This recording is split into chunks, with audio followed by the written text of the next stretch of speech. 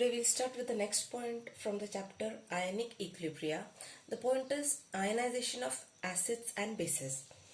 We've seen in the last two parts that ionization process means formation of ions.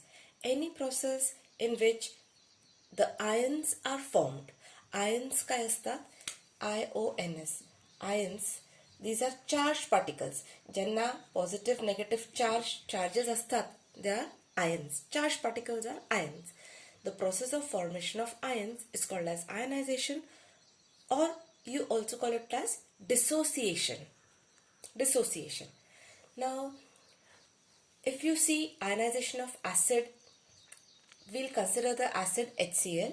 HCl in water.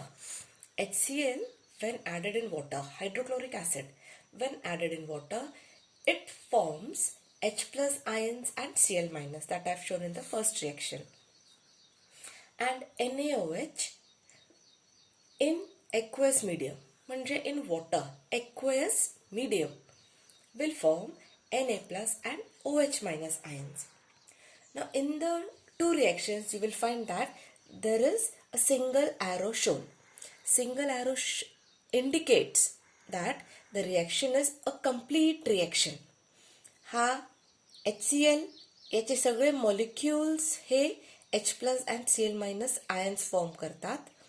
NaOH चे सगळे molecules जे water मध्ये add केलेत, they are forming completely Na plus and OH minus ions.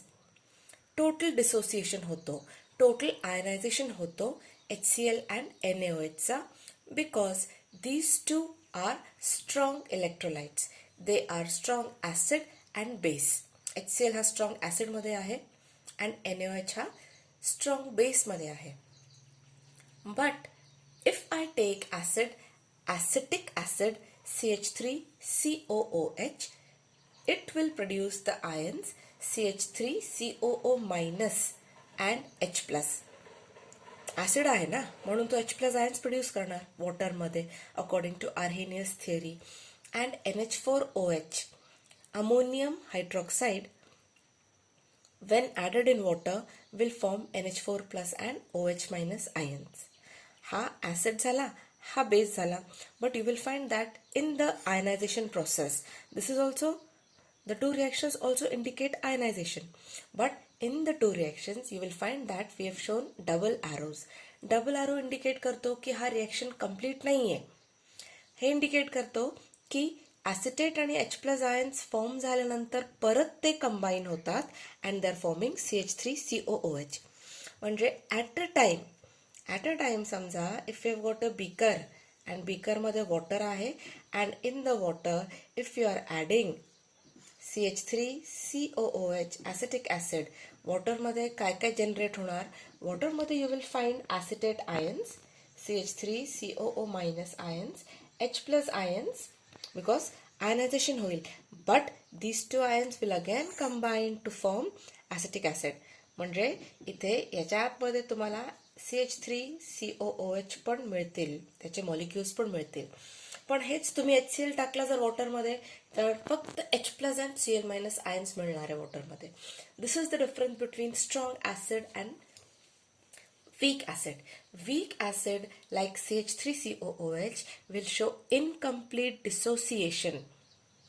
म्हणजे हे दोन reactants, the products which are formed, the two ions which are formed will again react and form the CH3COOH molecules. हा difference आहे strong and weak electrolytes मध्ये. Similarly NH4OH मध्ये the backward reaction is also found. NH4 plus ions combine with OH minus ions and form NH4OH. म्हणून हे double arrowनी we are showing.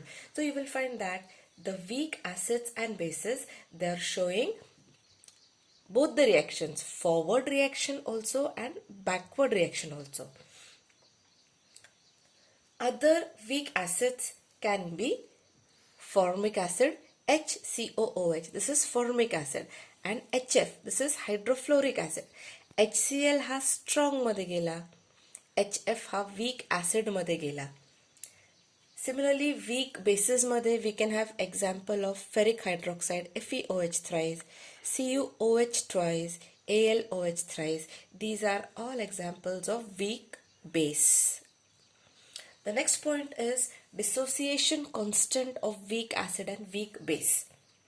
Dissociation constant हा concept applicable फक्त weak acid and weak base साठी असतो, strong साठी नाही. Because strong हे completely dissociate होतात and weak acids and weak bases they show incomplete dissociation, म्हणजे double arrows आपण दाखवणार. Now consider the acid. आता weak acid आहे because हा concept weak acid साठी आहे.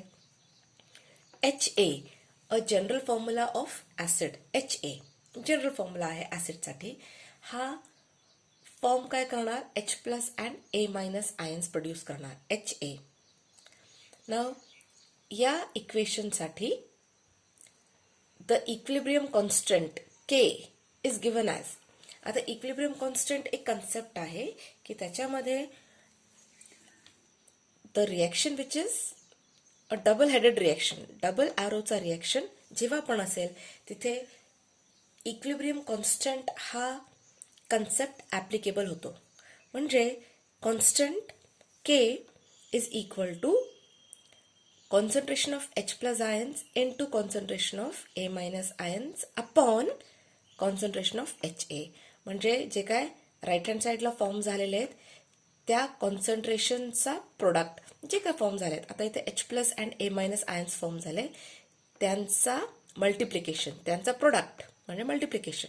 And square bracket indicates concentration.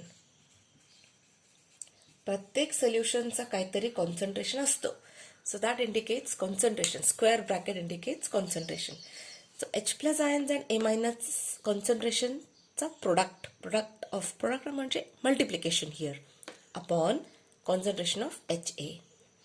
This becomes the constant Ka because it is applicable for acid. So Ka is called as dissociation constant for weak acid. Similarly, base साठी काय असेल, base चा general formula आहे BOH. As it is a base, it will contain OH. So BOH, it's a weak base. After dissociation will produce B plus and OH minus ions, but this will be incomplete dissociation म्हणून double arrows दाखवले.